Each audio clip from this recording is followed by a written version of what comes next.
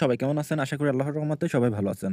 তো চট্টগ্রাম বন্দর কর্তৃপক্ষের ফায়ার ফাইটার পদের লিখিত পরীক্ষাটা কখন হবে? এই বিষয়টা নিয়ে আপনারা অনেকে ভাবতেছেন, অনেকে আমাকে ফোন করছেন, অনেকভাবে জানতে চেয়েছেন এবং কি আমাকে বলেছেন যে আপনি অফিসিয়ালি একটু খোঁজ খবর নিয়ে আমাদেরকে জানাবেন।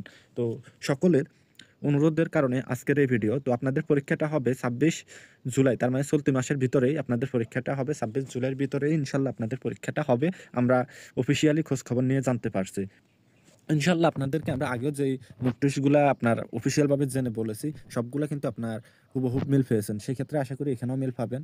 আপনাদের পরীক্ষাটা এই মাসেই হবে। সেক্ষেত্রে সময় নষ্ট না করে আপনারা এই অল্প সময়ের ভিতর আপনারা এই চূড়ান্ত সাজেশনটা নিয়ে যাবেন। এটা পড়তে পারলে এখানে 100% টিকতে পারবেন। আপনারা অনেকে জানেন যারা আমাদের কাছ থেকে এই চট্টগ্রাম বন্দরে নিরাপত্তারক্ষীতে চূড়ান্ত সাজেশনটা নিয়েছেন। ওইখানে আমরা একটা চূড়ান্ত সাজেশন দিছিলাম নিরাপত্তারক্ষীর ওই পদ অনুযায়ী। তো ওইখানে আমাদের সাজেশন থেকে অনেকে পড়ে অনেকেই টিকছে।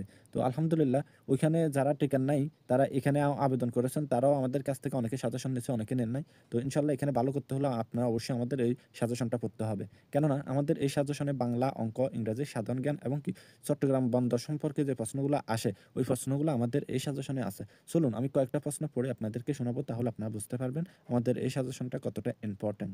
যেমন বাংলাদেশের সীমান্ত কোন কোন দেশের সাথে রয়েছে? ভারত ও মিয়ানমার। তারপর ডাক্তার মোহাম্মদ ইউনূস কত সালে শান্তিতে নোবেল পুরস্কার পেয়েছেন? ২০০৬ সালে। তো বুঝতে পারছেন এগুলা সবগুলো আপডেট প্রশ্ন ডক্টর ইউনূস সম্পর্কে, জুলাই গণঅভ্যুত্থান সম্পর্কে এবং কি এখানে সবগুলা কিন্তু আপনার কমন উপযোগী প্রশ্নগুলা। আপনারা আমাদের কাছ থেকে সাজেশনটা নিয়ে পড়লে ইনশাআল্লাহ এখানে টিকতে পারবেন, কোনো ব্যাপারই না টিকা। এখানে যে প্রশ্নগুলো দেখতেছেন এগুলো থেকেই আসবে। তারপর এই প্রশ্নটা দেখেন, এগুলা সবগুলা কিন্তু বন্দরের জন্য ইম্পর্টেন্ট। বাংলাদেশের প্রথম ইপিজেড কোন জেলায় প্রতিষ্ঠিত হয়? চট্টগ্রাম।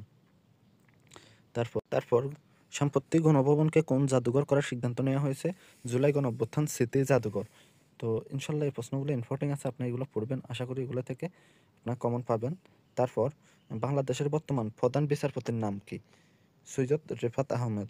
তারপর আসুন আমরা আরও কয়েকটা প্রশ্ন পড়ি। যেমন বাংলাদেশের নেভাল একাডেমি কোথায়? চট্টগ্রাম। তারপর বাংলাদেশের একমাত্র পাহাড়ের দ্বীপ কোনটি? এটা হবে মহেশখালী। আর এখানে আমাদের ব্যাখ্যা আছে, ব্যাখ্যাটা আপনারা দেখে নেবেন। তারপর